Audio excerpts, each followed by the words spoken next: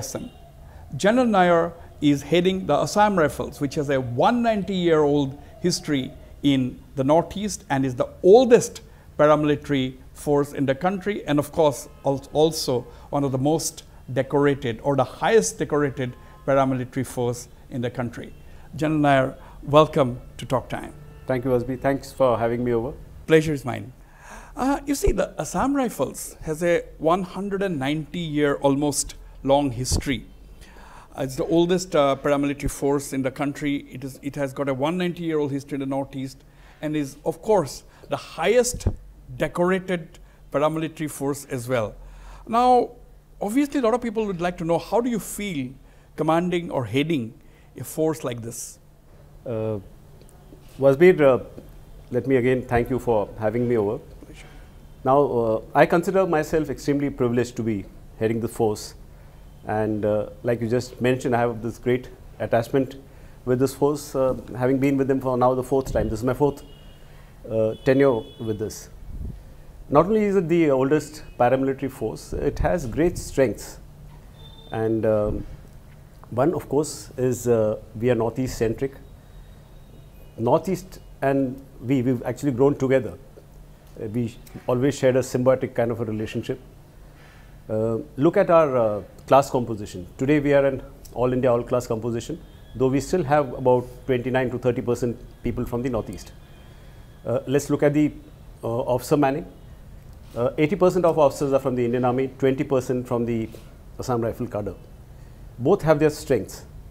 Now this 80% of officers who are there, when you look at the battalion level, at the cutting edge, executive edge as you would want to call it, are officers from all arms and services. So unlike an infantry battalion where you have only officers from the infantry, here we have from the armored corps, from the artillery, from the air defense, from the engineers, from the signals. So all of them add great value to the force. And along with them you have 20% of the officers who are from the Assam Rifle cadre, who've seen Assam Rifle from the time they joined as a soldier. So their experience is fabulous. So all this, when you kind of sum it up, you see the kind of great experience that we have. And then of course, besides the Northeast, we have been in the other areas also. So like I said, it's a great feeling to be heading this force. Right. General, you see, the Assam Rifles has seen action during the 1962 war. You were posted in Sri Lanka in 1987, between 1987 and 1990 as part of the Indian peacekeeping force. Then your troops are now deployed in Jammu and Kashmir. Now, what do you think, how has been the transformation? How do you describe the transformation in the Assam Rifles over the years? Wasbir, we have actually transformed over the years, and our roles have changed from the time when we were first raised at the Kachar levy in 1835. Yeah. That is when it was a motley strength of just about 750 soldiers who got raised. From then to now, we have 46 battalions.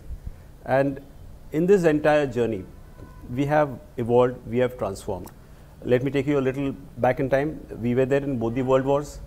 And after independence, like you said, the first major operations that came our way was the 1962 operations, conventional operations. Yes. In that, we were there in all the valleys of Arunachal Pradesh, whether it is from the west if you start, whether it is Tawang, Subansiri, Siom, Siang, Dibang, Lohit, all the valleys, our soldiers were at the absolute forefront and they bore the brunt of the Chinese offensive. But going back a little, from the time insurgency started in the Northeast, 55, 56, we have been jointly employed along with the Indian Army all through these years, even now. And along this journey also came the Sri Lanka thing where 3 of our battalions went and did a magnificent job. Going forward a little, in the 90s, we had 6 battalions of ours which went to J&K. And we also call this as a golden period. Yeah. Because for 2 reasons. We had the experience of fighting insurgency terrorism in the Northeast. So when we were there, we were the first responders who had this great experience behind us. So some of the records in anti-insurgency operations that were established by Assam Rifles then is something that has not been surpassed even now. In fact, I just got back from J&K 3-4 days back, and currently we have 2 Assam Rifle battalions there. Of them, one was there in the 90s also, and then Army Chief General Rodrigues used to call this battalion as his blue chip battalion. Blue chip. Blue chip. Okay. So they still carry that adage, blue chip battalion. Yeah. No, sorry.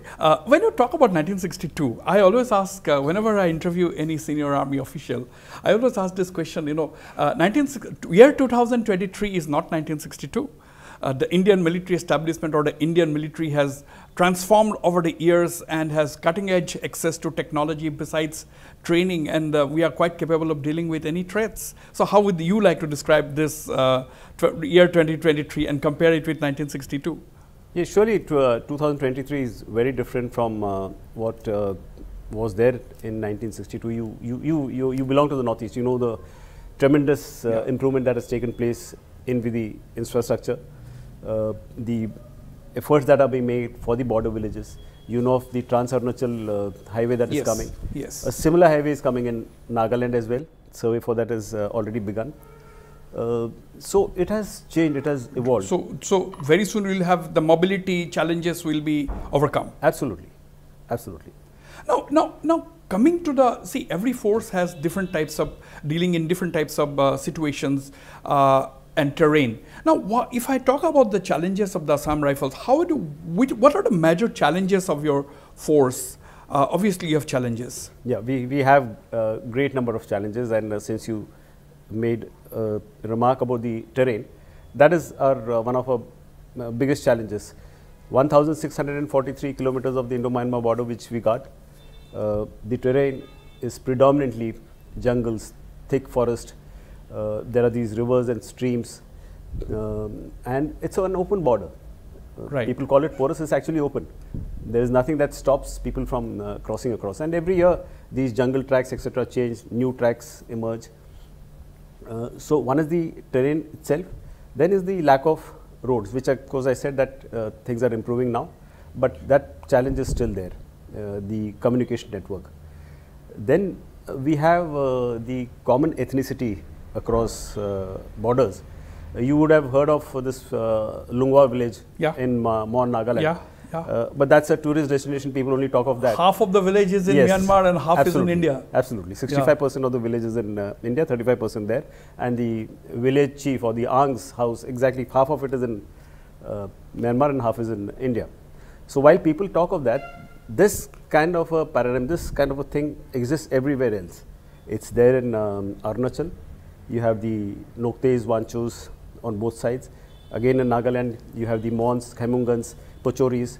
You come down to Manipur, you have the Tangkuls in the north. Then of course the Kuki Dzogchen people in the south. Come to Mizoram, again the Chins, Maram. So it's this common ethnicity is another challenge, because there people identify themselves with the ethnicity to which they belong. And then of course is the free move regime, which you must be aware of, where on 16 kilometers of both sides of the border, all villages free movement. And there are 830 villages on our side, just on our side 830 villages. There are no established or designated crossing points, which mean they can cross from anywhere. They can cross from anywhere. Do they put their names? Suppose some villagers from Indian side wants to go up to 16 kilometers, which is permissible. Do they record their entry and exit, or they can just go in? Wherever we are, if they cross from the areas that we are, of course they do it. But like I said, there are jungle tracks, multiple of them. You just go in and come out. Just go and come out.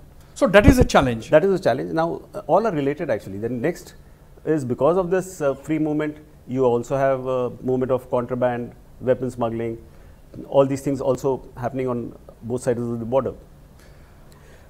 So these are some of the challenges that we have to face. Now you see, we all know about the cross-border insurgents, they crisscross the border. A lot of Northeast Indian rebel groups are still in Myanmar territory, particularly in the Sagaing division, etc. Now my question to you is, which do you consider as a bigger challenge? Is it drug smuggling, or is it tackling with cross-border insurgents? Actually, both are different tasks that we do, yet both are interrelated. The insurgents and the nexus with the drugs that they have is existing not just here, but in so many other parts of the world, Afghanistan, or so many other places you'll find. So it does exist. We are tackling both of them independently.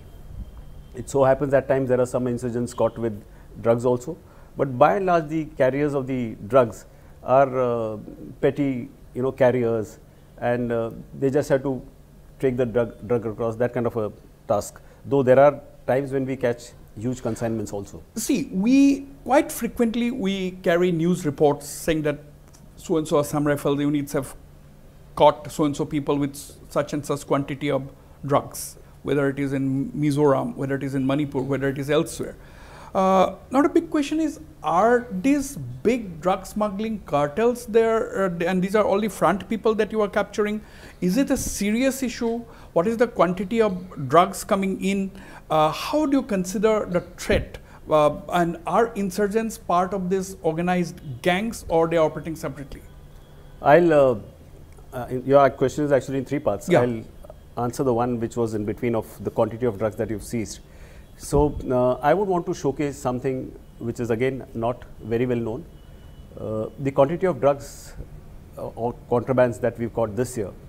I'm talking of contrabands, and when we say contrabands, you take it that 88 to 90% of it is drugs. So this year we've caught contraband worth 1,300 crores. Last year it was 875 crores. Year previous to that was 1,400 crores. 1,400 crores. Of seizures by the Assam Rifles, just of Assam Rifles. Just of Assam Rifles. And which are the states where you are referring to? Predominantly Manipur, Mizoram, and a little bit in Nagaland. But again, if you see the statistics. So last year, the Assam Rifles seized drugs worth 1,400 crore rupees. Last to last year. Last year was 875 crores. So in the last 4 to 5 years, we have caught drugs worth almost 5,000 crores, which is again not known. Now you see, we have aired reports in the past saying that there are some drug manufacturing units which have come up even inside Manipur, or that means inside Indian territory. Now, so long we are aware in the public domain that in the bordering regions of Myanmar, along the border with India, they have got any number of heroin manufacturing units where they convert some of these raw materials into heroin. Now the figure was that these are coming from the Golden Triangle location, this and that, and now the serious part was that there were some units which were found within Indian territory in Manipur. What is the situation now? Do you have any updates? I remember you carried a piece on this very recently, but let me be very honest with you. There are other agencies who are tackling with this, particularly the NCB, the NIA.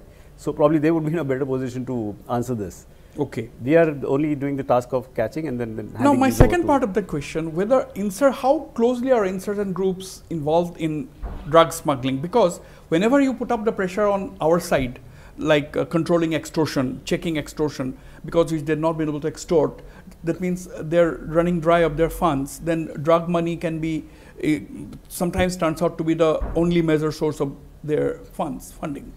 Yeah, now the context you have to see is it is not just our side of the border, even across. In Myanmar, you would be seized of the fact that there are about 35 to 38 different groups that are fighting the government. Few of them are in ceasefire, but still there are about 25 odd groups which are fighting the government. So there is an established nexus between them and the Indian insurgent groups for this side, whether we talk of the Naga militants or the VBIGs or any other alpha in the past. So they've all been involved big time in this. They have certain levels of understanding, and like I said, for their survival, they do this. They do indulge in smuggling of contraband. We are talking about the scale of insurgency. Let's say that it has gone down over the years. But again, the Armed Forces Special Powers Act has been withdrawn from several parts of Manipur and other places in the northeast. Has it had any impact on the ground for the forces? Well, Wasbir, I would like to tell you that this decision of withdrawing Armed Forces Special Powers Act was a very conscious decision taken by the government, and it is related to the drop in insurgency levels that I spoke of. So these are interconnected. That's why, and we all know that ASPA cannot go on endlessly. Forever. That is how it was withdrawn. And wherever it was withdrawn, we were in good communication with the local police, and we were able to manage the situation. Absolutely. On that note, we'll go for a short break. Don't go away. I'll be right back. I'm in conversation with Lieutenant General P.C. Nair, the Director General of the Assam Rifles.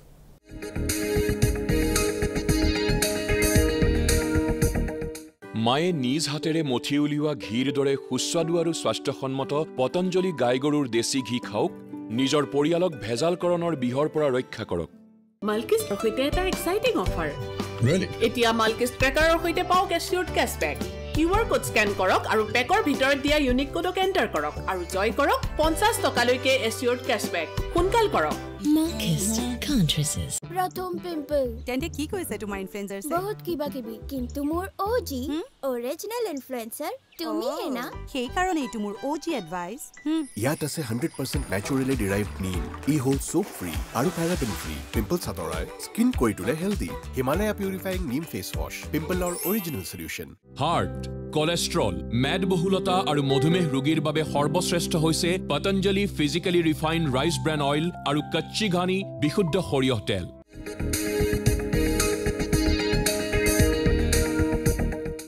Welcome back.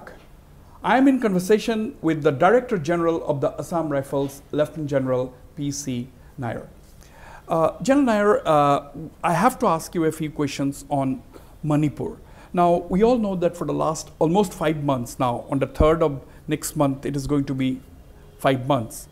About 175 people have died, 50,000 people have been uprooted from their homes, 4,000 to 5,000 houses have been burnt, about 5 lakh rounds of ammunition have been looted, about 5,000 weapons have been looted. This is a really grave situation that we have experienced in the last couple of months. But my question is related to the Assam Rifles. Now, it is something which is unprecedented, whether it is the political class or whether it is some individuals and groups. Some people say that Assam Rifles has not been playing a neutral role. There has been allegations. Is it a perception issue? Is it because they don't know the actual ground realities? They don't know the factual position, or is it because of why is this narrative coming about that Assam Rifles is not playing a neutral role in Manipur? I'm glad you asked me this question because this is something I wanted to clarify.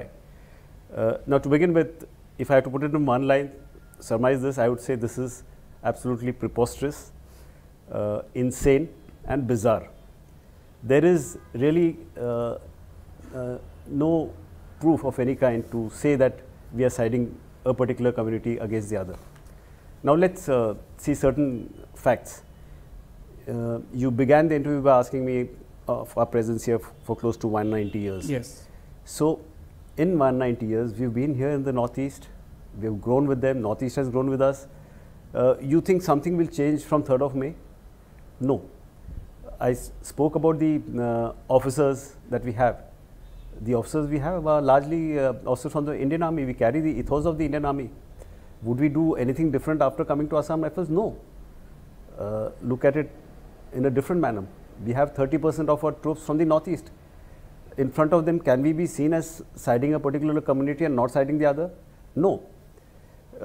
Look at some other places where we've helped bring down the levels of violence. Okay, let me also here tell you one of the allegations that gets raised often was when this all started on the 3rd of May, we were just mute spectators. That is also one of the allegations. We did nothing. Now these people don't understand when the situation started, the violence started. Obviously, it is a police job, and once the state feels that the police cannot handle it, that is when they requisition the army or the Assam Rifles, which happened in a matter of 24 hours. When was the Assam Rifles requisitioned? Yeah, we were requisitioned on the next day, that is 4th, and we were there, and we didn't wait for getting requisitioned. The moment we sensed that there is something wrong, on the 3rd of May itself, 32 columns of ours were ready to be deployed, and no sooner did we got requisitioned on 4th, they were there, and in the next 3 to 4 days, the army columns also came in, and we built up on that. So there is absolutely no logic. Let me give you some more hard facts. When all this broke out, the number of people that we saved from both communities is almost the same. The number of people who we put into safe zones, camps, is almost again the same. From one community dominated area, the minorities were lifted to the other place. So similarly, look at it a little beyond. The destruction of bunkers that we did, it's equal. The same number of bunkers of both the communities have been destroyed. Look at the weapon catch. We are going into both the villages of both communities and recovering weapons. So it's all baseless. If we are trying to do a job, and our job fundamentally is to arrest the violence that happens between both the communities. So, which is why we are there in these buffer zones along with the army.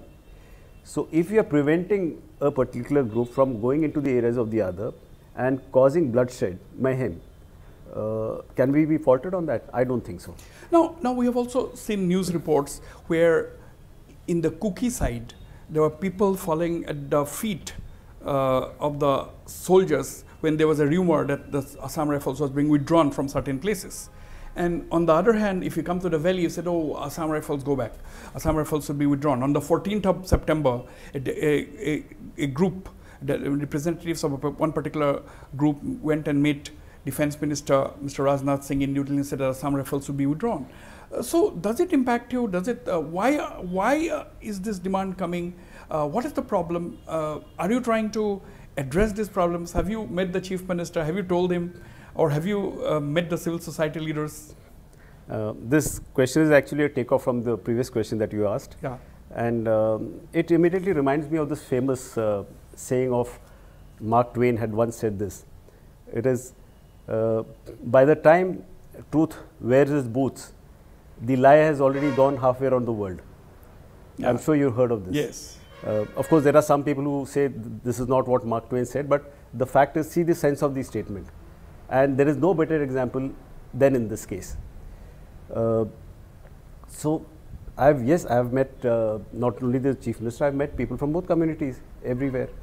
And no, I don't think we have been partial to any one of them. You spoke of the CEO being told and people bowing at his feet of one community.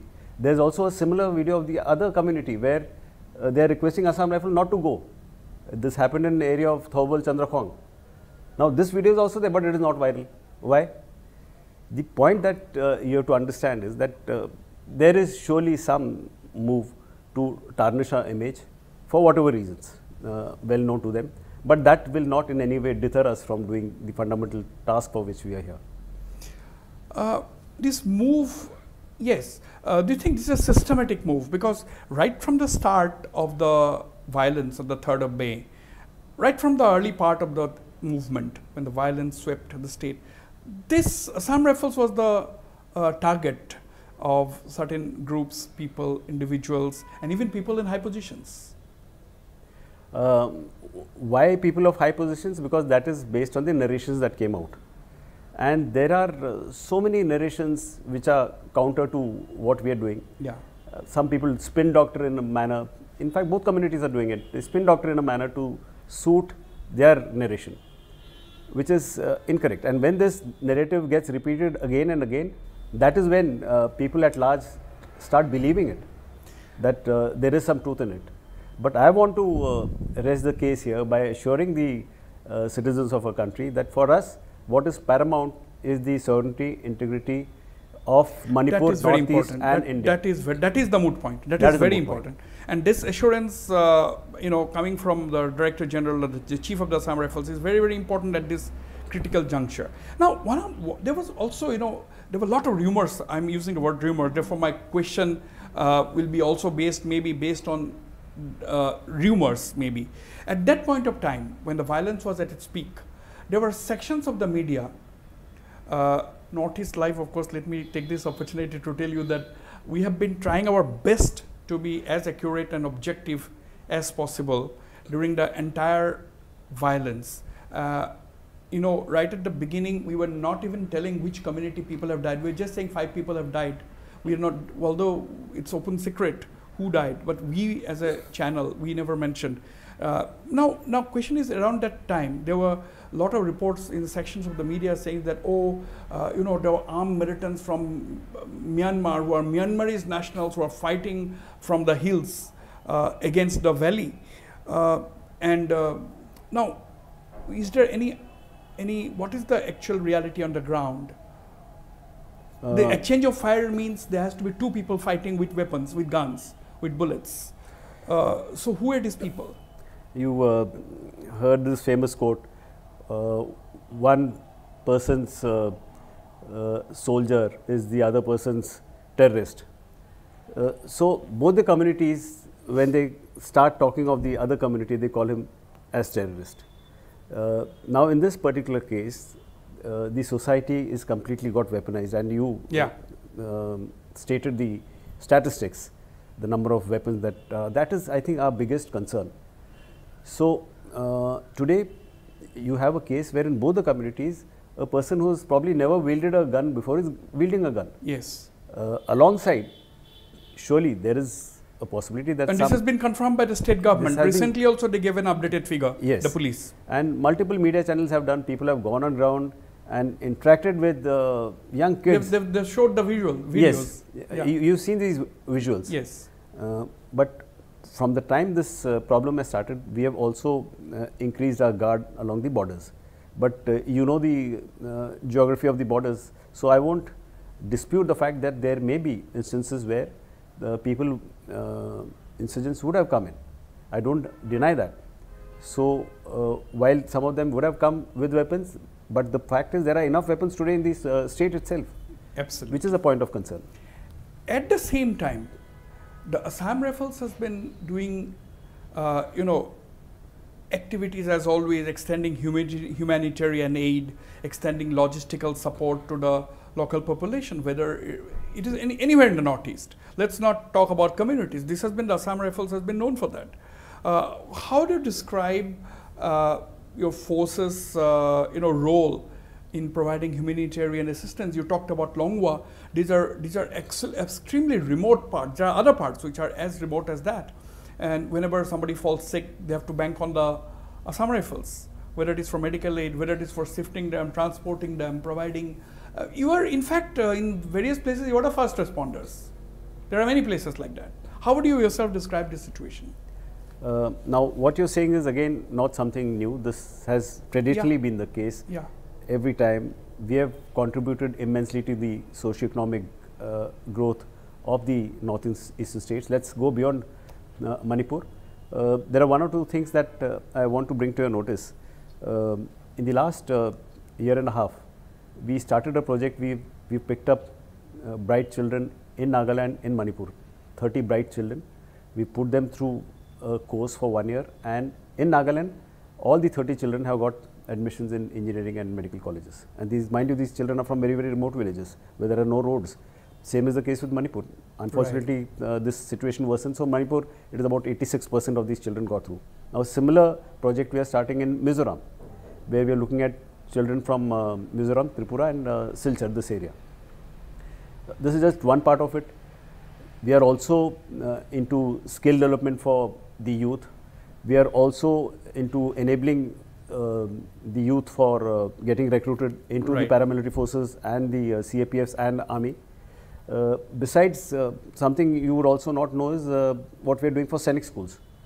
We have started again teaching children, picking up children from remote areas, putting them through a crash course. And today in Nagaland, in the last 2 years, if you see, 75% of the children who got admission in scenic school Pungwa have been trained by us. Not only are we training them, we are also in league with banks, and we are giving them loans. Not loans, actually aid, financial aid. So there is a lot more that we're doing. Now, only for the reason of lack of time that I'm rushing through my questions. Now, coming to Arunachal Pradesh. Arunachal Pradesh, as we know, has no homegrown insurgency so far. But we often hear encounters between the Assam Rifles and or for that matter, the army and the insurgents. Are these only people who are crisscrossing or using the Arunachal Pradesh as a route to go into Myanmar or come back? Is it only that, or is it something else? It's actually both. One is, of course, what you're saying, where they come in from Myanmar into Arunachal and then try to get into Digboi and certain other places in Assam where they indulge in extortion.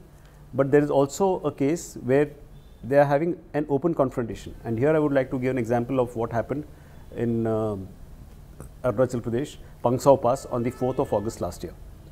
Now, here was a case where close to 35 of them, a big group 35 which had the NSANK-YA faction, Alpha faction, and possibly some VBIGs. A group of such a big group, and they wanted to get past Pangsao Pass. Fortunately, we had some intelligence report that something like this is going to happen. They were on way to Myanmar? No, from Myanmar they wanted to come in. Come in, okay. 35 of them, all armed. So there was this huge standoff fighting which happened on the 4th of August. Last year? Last year. Unfortunately, we only had one JCO, Junior Commissioner Officer, getting injured. But we had radio intercepts later to suggest that 3 of them were killed. So this is one kind. This year we have had similar kind of encounters at 3 different times. Once in Miao, once in Changlang, and once in Longding. And in all cases, they were trying to get in, come to India to indulge in extortion. Absolutely. And, you know, again, you have now 46 battalions, you know, in the force, in the Assam Rifles. Now, do you have plans to raise more units, induct more youths from the Northeast? Yes, surely. We see in times to come, this insurgency level will go down, but what will be of concern is the border guarding role. So, we have projected a case for some additional battalions, and God willing, that should come through. But besides that, there are other things, other measures also we have taken, like modernization of the force, getting certain modern weapons, modernization of the vehicles that we have, some mine protection vehicles.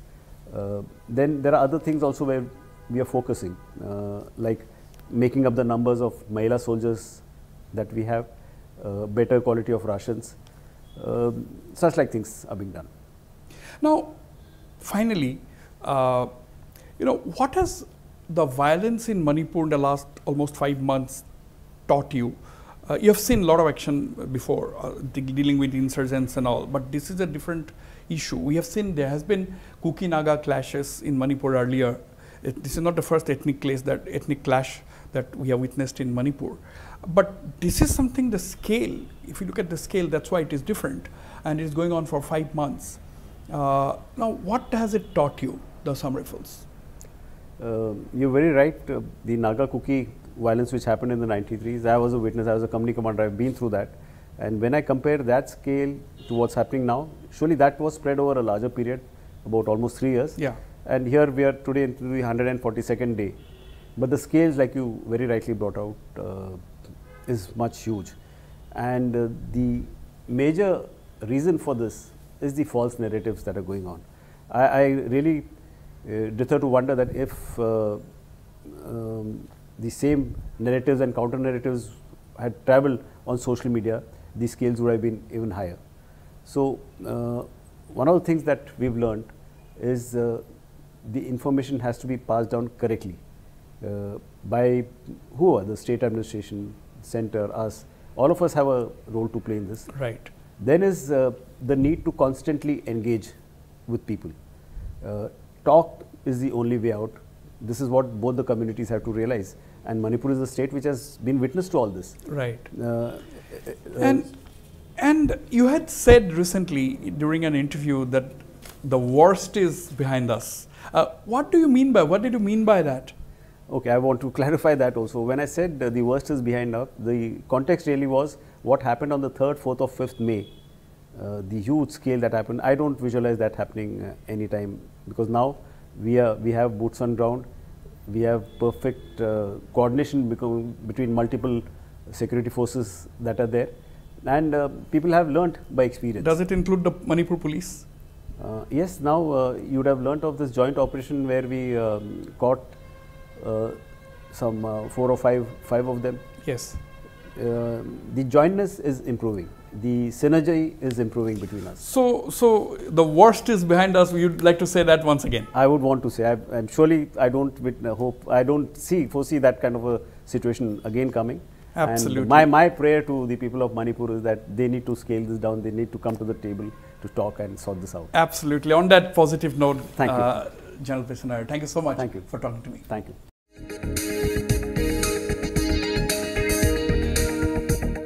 দেশৰ প্ৰতিখন ঘৰেই মোৰ পৰিয়াল আৰু মোৰ প্ৰতিজ্ঞা হ'ল প্ৰতিখন ঘৰলৈ 100% বিশুদ্ধ সামগ্ৰী যোগান ধৰাটো পতঞ্জলি গৰুৰ ঘি কচ্চি ঘানি সৰিয়হৰ তেল মছলা কেশৰ আটা ডালি তথা চাউল আদি সকলো সামগ্ৰী পতঞ্জলিৰে ঘৰলৈ আনিব নিজৰ মৰমৰ শিশুটো আৰু পৰিয়ালক ভেজালকৰণৰ